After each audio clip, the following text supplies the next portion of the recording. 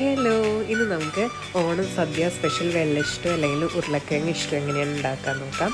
അതിനായിട്ട് ഞാനിവിടെ 3 മീഡിയം സൈസ്ഡായിട്ടുള്ള ഉരുളക്കിഴങ്ങ് കഴുകി വൃത്തിയാക്കി ക്യൂബായിട്ട് കട്ട് ചെയ്തെടുത്തിട്ടുണ്ട്. അതിനകത്തേക്ക് ഒരു ചെറിയ കഷ്ണം ഇഞ്ചി, 3 പച്ചമുളക്, വേപ്പില, അതുപോലെ തന്നെ ആവശ്യത്തിന് ഉപ്പും 2 ഗ്ലാസ് വെള്ളവും കൂടി ആഡ് ചെയ്ത് കൊടുക്കുന്നുണ്ട്.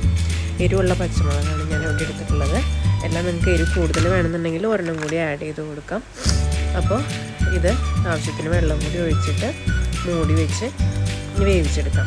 ഇത് വെന്ത് വരുമ്പോഴത്തേക്കും നമുക്ക് ഇതിനകത്തേക്ക് ആവശ്യമായിട്ടുള്ള തേങ്ങാപ്പാൽ റെഡിയാക്കണം. ഞാനിവിടെ നാളികേരത്തിൻ്റെ അളവ് പറയുകയാണെന്നുണ്ടെങ്കിൽ ഞാനിവിടെ ഒരു അരമുറി നാളികേരം എടുത്തിട്ടുണ്ടായിരുന്നു.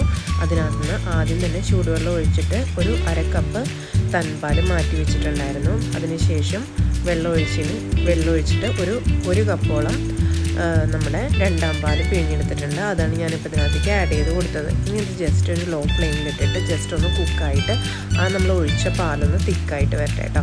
അത് നന്നായിട്ട് തിക്കായിട്ട് കഴിഞ്ഞിട്ടുണ്ടെങ്കിൽ നമുക്ക് 1ാം പാൽ ആഡ് ചെയ്ത് കൊടുക്കാം. 1ാം പാൽ ആഡ് ചെയ്ത് കഴിഞ്ഞിട്ടുണ്ടെങ്കിൽ നമ്മൾ പിന്നെ അധികം കുക്ക് ചെയ്യേണ്ട ആവശ്യമില്ല. അത് നമ്മൾ അതിനകത്തേക്ക് വേണ്ട സീസണിങ് കൂടി ചെയ്ത് കഴിഞ്ഞിട്ടുണ്ടെന്നുണ്ടെങ്കിൽ ജസ്റ്റ് കുറച്ച് നേരം ഇരിക്കുമ്പോൾ തിക്കായിട്ട് വരും.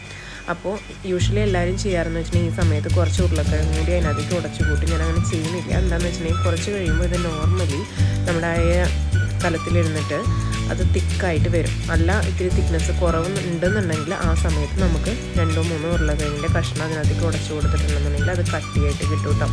അപ്പോൾ ഇത്രയേ ഉള്ളൂ റെസിപ്പി. ഇതിന് ശേഷം ആവശ്യത്തിന് ഒരു 2-3 ടീസ്പൂൺ വെളിച്ചെണ്ണയും കൂടി ആഡ് ചെയ്ത് കൊടുത്ത് കറിവേപ്പിലയും കൂടി തൂക്കിക്കഴിഞ്ഞാൽ നമ്മുടെ ഉരുളക്കിഴങ്ങ് ഇഷ്ടം റെഡി ആയിട്ടുണ്ട്. അപ്പോൾ എല്ലാവരും ഈ ഓണത്തിന് ട്രൈ ചെയ്ത് നോക്കണം.